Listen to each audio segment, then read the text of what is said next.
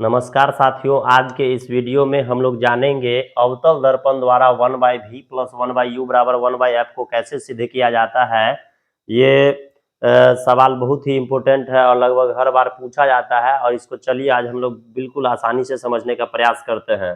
इसको समझाने के लिए दर्पण सूत्र है ये 1/v प्लस 1/u बराबर 1/f। इसको समझाने के लिए सबसे पहले हम एक जो है सो अवतल दर्पण ले लिए हैं और अवतल दर्पण में ये जो रेखा आप लोग देखते होइएगा, ये रेखा एक प्रकार का काल्पनिक रेखा होता है जिसको हम लोग मान लेते हैं और यह मुख्य अक्ष या प्रधान अक्ष कहलाता है। आप इस बीच में यहाँ एक पॉइंट देखते होइएगा, इस पॉइंट को दर्पण का ध्रुव या ध्रुव कहा जाता है, इसलिए और इंग्लिश में इसको पोल कहा जाता है, इसलिए हम लोग इसको पी यहाँ लिख दिए हैं। अब हम क्या करते हैं, इस मुख्य अक्ष पर ये देखिए, ये जो एक बिंदु आप लोग देखते होइएगा इसको फोकस कहा जाता है और यहाँ और एक बिंदु आप लोग देखते होइएगा इसको हम लोग वक्रता केंद्र कहते हैं सी। अब हम क्या करते हैं, यहाँ एक वस्तु मान लीजिए, यहाँ हम इसके वक्रता केंद्र के बाद जो है सो एक वस्तु हम यहाँ पर मान लीजिए रख देते हैं, सीधा एकदम स्ट्रेट में एक वस्तु रख देते हैं। इसके बाद हम क्या करते हैं, इससे आप देखिएगा तो एक सीधा ऐसे मुख्य अक्ष के समांतर हम लोग एक रेखा भेजते हैं, एक किरण भेजते हैं दर्पण से टकरा करके। ये जो जो भी रेखा होता है मान लीजिए वो मुख्य अक्ष के अगर समांतर जाता है तो उसको वो हमेशा क्या करता है, मुख्य फोकस से होकर के ये फोकस से होकर के निकल जाता है नीचे की ओर, ऐसे फोकस से होकर गुजर जाता है। अब देखिएगा, जब यहाँ एक चीज फोकस से आ गया है, कोई भी रेखा अगर आप मान लीजिए दर्पण के मुख्य अक्ष के समांतर अगर भेजिएगा तो वो हमेशा फोकस के माध्यम से होकर के गुजरता है। एक रेखा हम क्या करते हैं, एक किरण जो है सो यहाँ इसके केंद्र से होकर के, वक्रता केंद्र से होकर के भी गुजारते हैं, ये नीचे आता है। अगर आप इसको आगे थोड़ा सा बढ़ाइएगा तो ये फिर टकरा करके वापस लौट जाता है और जहां पर मिलता है, मान लीजिए ये यहाँ पर मिला है तो यही इसका प्रतिबिंब का निर्माण हो जाता है, यही ये इसका प्रतिबिंब का निर्माण हो जाता है। देखिएगा, अगर आप इस चित्र को गौर से देखिएगा तो इसमें 4 समकोण त्रिभुज बनेगा। चलिए हम एक इसको यहाँ पर भी मिला लेते हैं और ये पी डैश हो जाएगा, ये पी डैश हो गया। अब आप इसको अगर गौर से देखिएगा तो ये त्रिभुज, ये त्रिभुज, ये त्रिभुज और ये त्रिभुज, इसमें 4 समकोण त्रिभुज आपको आसानी से बनते नजर आएगा। देखिए, और यहाँ पर देखिए ये त्रिभुज, ये त्रिभुज, ये त्रिभुज, ये त्रिभुज को हम लोगों को इस सवाल में लेकर के आसानी से इसको हम लोग को प्रूफ करना है। तो जब आप बस हो गया, ये चित्र पूरा ओके है, इसी चित्र के माध्यम से हम लोग इस सवाल को पूरा समझने का प्रयास करेंगे। तो चलिए सबसे पहले देखिएगा, ये त्रिभुज और इस त्रिभुज को हम लोग लेते हैं। जितना भी देखिए समकोण त्रिभुज होता है, सभी का सभी समकोण त्रिभुज समरूप होते हैं। समरूप कहने का मतलब ये कि रूप देखने में वो एक जैसा होगा, मगर उसका वो बराबर एक जैसा समान नहीं होगा, लेकिन वो समरूप देखने में एक समान होगा।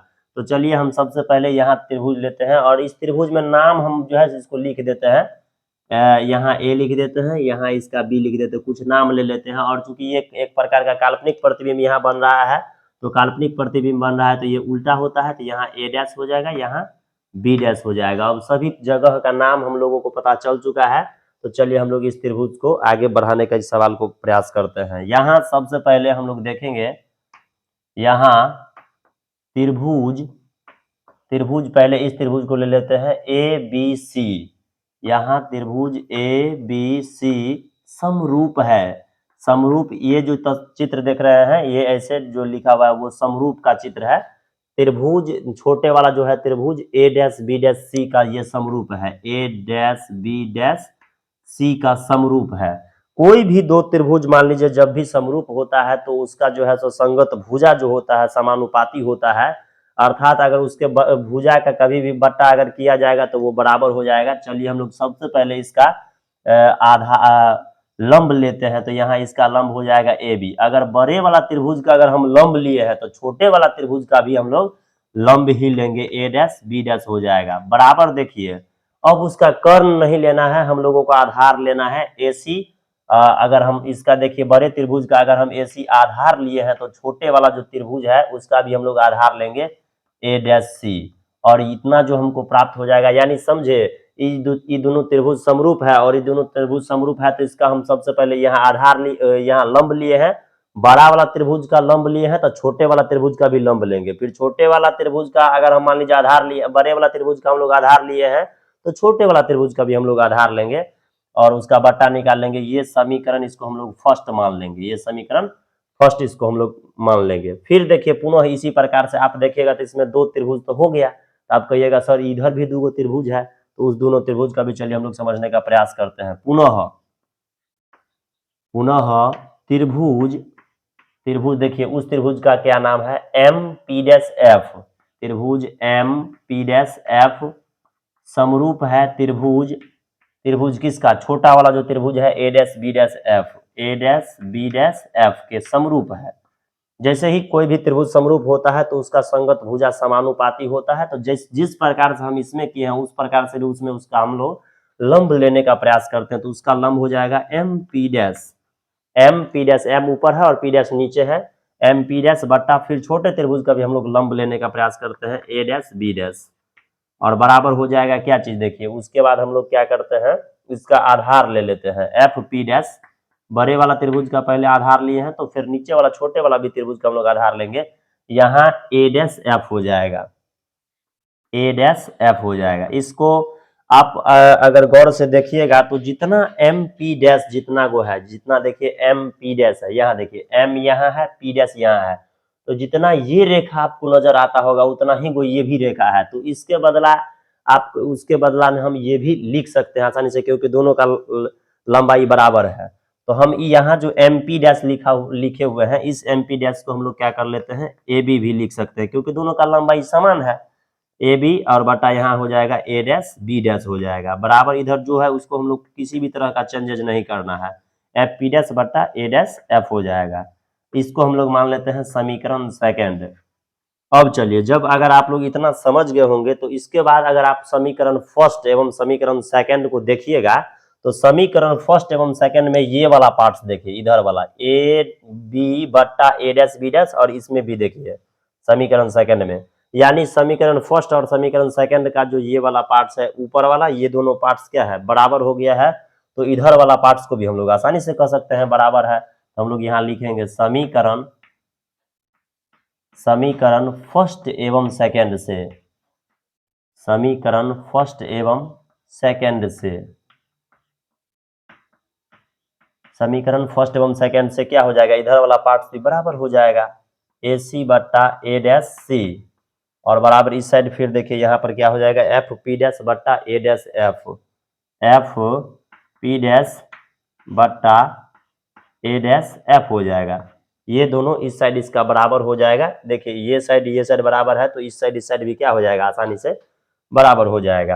अब हम लोग चलिए देखिए क्या करते हैं, एसी जो आप लोग देख रहे हैं एसी यहाँ से यहाँ तक की जो दूरी है, अब हम लोग उसको तोड़ने का प्रयास करेंगे, 2-3 भाग होगा उसमें तोड़ने का प्रयास करेंगे। अब देखिए एसी, आप लोग जानते होइएगा कि दर्पण में कोई भी दूरी अगर मापी जाती है तो वो हमेशा ध्रुव से मापी जाती है, तो ध्रुव से मापने के लिए हम लोग क्या करेंगे, यहाँ देखिए इसका ध्रुव है तो यहाँ से पहले हम लोग यहाँ से यहाँ तक एक रेखा ले लेते हैं, एसी को हम लोग तोड़ते हैं, तो एसी को लिखने के लिए आप हम ऐसे लिख सकते हैं ए पी माइनस पी से लेकर के सी तक। आप कहिएगा सर ऐसे कैसे लिख सकते हैं, तो ए पी देखिए एक बड़ा रेखा हो जाएगा, यहाँ से यहाँ तक ए पी पूरा बड़ा रेखा हो जाएगा।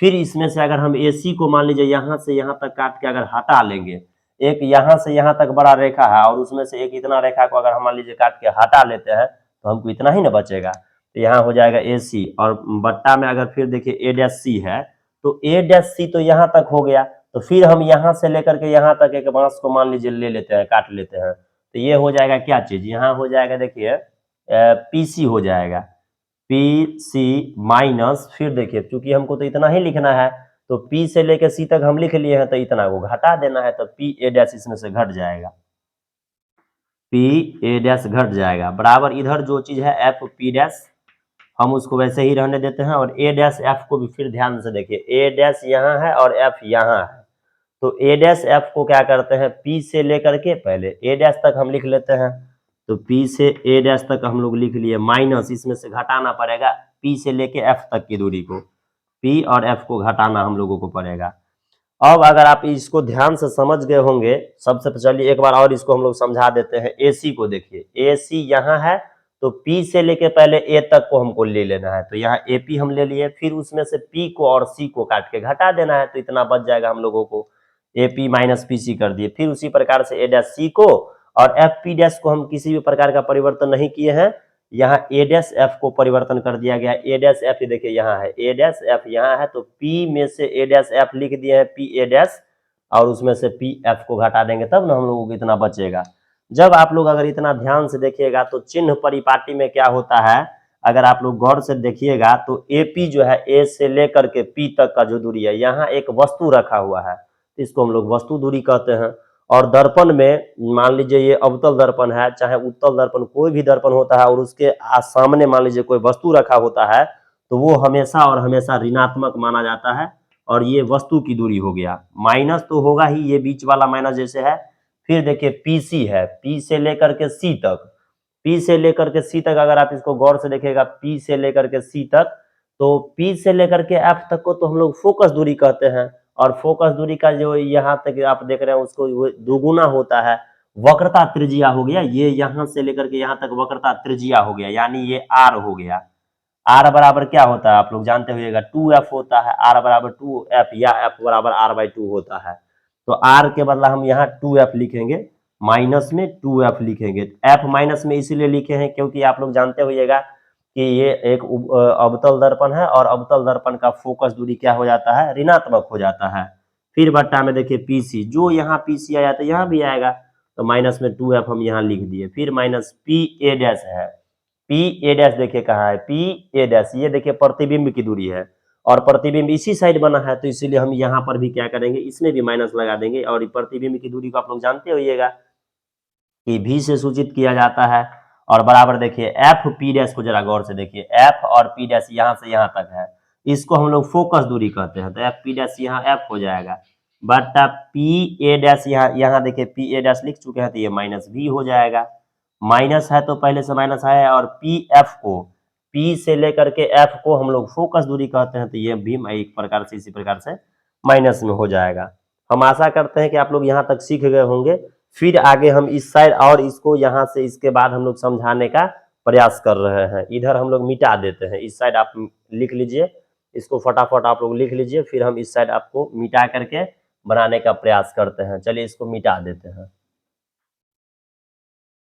चलिए मिटा देते हैं इसको, फिर हम थोड़ा सा इसको आगे बढ़ाने का प्रयास करेंगे। यहाँ तक देखिए, अगर आप इसको गौर से देखिएगा, इसको गौर से देखिएगा तो हम लोग इसको थोड़ा सा आगे बढ़ाते हैं, तो यहाँ आ जाएगा माइनस यू, और माइनस माइनस प्लस हो जाएगा 2f बटा कितना हो जाएगा बताइए आप ही लोग, यहाँ हो जाएगा माइनस में 2f, माइनस में 2f हो जाएगा, माइनस माइनस प्लस भी हो जाएगा। अब बराबर उस साइड क्या हो जाएगा, माइनस एफ और बट्टा क्या हो जाएगा देखिए, माइनस भी और प्लस हो जाएगा एफ, क्योंकि माइनस माइनस प्लस हो जाता है। अब कुछ नहीं, यहाँ एक सिंपल सोचिए तो मैथमेटिक्स होगा सिंपल। अगर कोई भी बच्चा मान लीजिए एक समीकरण सीखता होगा तो वो बिल्कुल आसानी से बना सकता है। अब हम लोग इसको एगो बचपन में खेला खेलते होइएगा, कान गुजू कोई कोना मारे सुरखिया वही कोना, वही वाला यहाँ हम लोग गुना करेंगे। इसको ऊपर से लेकर के नीचे, नीचे से लेकर के ऊपर वाला गुना करेंगे। इसको मैथमेटिक्स में कैंची गुना भी कहा जाता है, ब्रज गुणन विधि, वही हम लोग यहाँ करेंगे। तो इसको चलिए इससे पहले करते हैं, तो u को आप v को करिएगा तो दोनों तो माइनस में है, तो u भी प्लस में हो जाएगा। फिर u को करेंगे हम लोग f से, तो माइनस में u f हो जाएगा। अब u से दोनों को हो गया तो 2f से करेंगे तो माइनस में हो जाएगा 2vf। फिर देखिए 2f से v को हो गया, तब यहाँ पर हो जाएगा प्लस में 2f स्क्वायर, 2f स्क्वायर बराबर में, फिर देखिए इसको इससे अब करेंगे तो यहाँ पर भी हो जाएगा 2f स्क्वायर हो जाएगा, और माइनस में हो जाएगा vf, माइनस में vf हो जाएगा। फिर अब देखिए उस साइड वाला जितना भी पार्ट्स है सबको हम लोग इस साइड लाने का प्रयास करते हैं, तो यहाँ uv हो गया, माइनस uf हो गया, माइनस 2vf हो गया, प्लस 2f स्क्वायर, यहाँ इस साइड वाला जो भी पार्ट है इसको इस साइड लेके चले जाएगा, minus 2f square plus vf हो जाएगा, बराबर हो जाएगा 0। अगर आप इसमें गौर से देखिएगा तो 2f स्क्वायर यहाँ प्लस में है और 2f स्क्वायर यहाँ माइनस में है, तो ये बिल्कुल आसानी से क्या हो जाएगा, कट जाएगा। फिर अगर आप इसको गौर से देखिएगा तो uv है, माइनस uf है। अब देखिए 2vf में से यहाँ vf एक घट जाएगा तो माइनस हो जाएगा vf, बराबर हो जाएगा 0। अगर आप इतना तक समझ गए होंगे तब हम क्या करते हैं, इसको सिंपल फॉर्म में बनाने के लिए दोनों तरफ क्या करते हैं, सभी पदों में यू वी एफ से डिवाइड कर देते हैं, भाग दे देते हैं। चलिए इस साइड इसको हम लोग मिटा देते हैं। यू वी एफ से अब हम लोगों को सभी पदों में भाग दे देना है, यू वी एफ से। चलिए सभी यहां लिखते हैं, सभी पदों में, सभी पदों में, सभी पदों में यू वी एफ से भाग देने पर, यू वी एफ से भाग देने पर दोनों तरफ, चूंकि समीकरण है तो हम लोग जो भी काम करेंगे वो दोनों तरफ करेंगे, तो सब पद में यू वी एफ से हम लोग क्या कर देते हैं, डिवाइड कर देते हैं। तो देखिए यहाँ यू वी तो पहले से है और इसके बटा में आ जाएगा यू वी एफ, क्योंकि तीनों चीज से भाग देना है। माइनस आ जाएगा यहाँ पर, यू एफ है तो हम लोग यहाँ यू एफ लिखेंगे, यू एफ और बटा हो जाएगा यू वी एफ। फिर देखिए माइनस में वी एफ है तो वी एफ और बटा में हो जाएगा you V F, you V F. उसके बाद देखिए फिर आगे क्या होता है, बराबर में जीरो हो गया तो उस साइड जीरो है, तो चूंकि हम लोग सभी में यू वी एफ से भाग दिए हैं तो वहां भी यू वी एफ से भाग देंगे। आप कहिएगा सर यू वी एफ से क्यों दिया भाग, तो सिंपल करने के लिए दिया गया है, इसे साधारण तरीका से बन जाएगा। देखिए ऊपर भी यू वी, नीचे भी यू वी, ऊपर भी यू एफ, नीचे भी यू और एफ कैंसिल, ऊपर भी वी एफ, नीचे भी वी एफ कैंसिल। तो इसको आप ऐसे लिख सकते हैं यहाँ पर वन बट्टा, चूंकि कुछ नहीं ऊपर बचा तो वन बट्टा एफ माइनस हो जाएगा। यहाँ देखिए यहाँ कुछ भी नहीं बचा तो वन बट्टा वी बचा है। फिर यहाँ देखिए कुछ भी नहीं ऊपर बचा तो वन बट्टा यू बचा है। अब उस साइड देखिए यहाँ पर क्या हो गया, जीरो बटा यू वी एफ। जीरो को दुनिया को किसी भी संख्या से आप भाग दीजिए ना, वो हमेशा जीरो ही प्राप्त होता है, यहाँ जीरो हो जाएगा। अगर आप इसको गौर से देखिएगा तो one by F, one by F, और ये दोनों पार्ट्स देखिए माइनस में है तो हम लोग उसको उस साइड भेज देते हैं, one by V plus one by U. चूंकि देखिए इस साइड माइनस में है तो उस साइड क्या हो जाएगा, प्लस में हो जाएगा। और जैसे ही ये उस साइड चले गया तो इसको आप लोग अगर सही से अरेंज करके लिखिएगा तो ये आसानी से बन जाएगा one by V plus one by U बराबर वन बाई एफ। इस प्रकार से देखिए हम आसानी से इस फॉर्मूला को सिद्ध कर सकते हैं। यही दर्पण सूत्र कहलाता है। हमें आशा है कि अब आप लोग इसको सीख गए होंगे। अगर कोई भी दिक्कत होगा तो आप लोग हमसे कमेंट में पूछिए। धन्यवाद, फिर हम लोग मिलेंगे नेक्स्ट वीडियो में।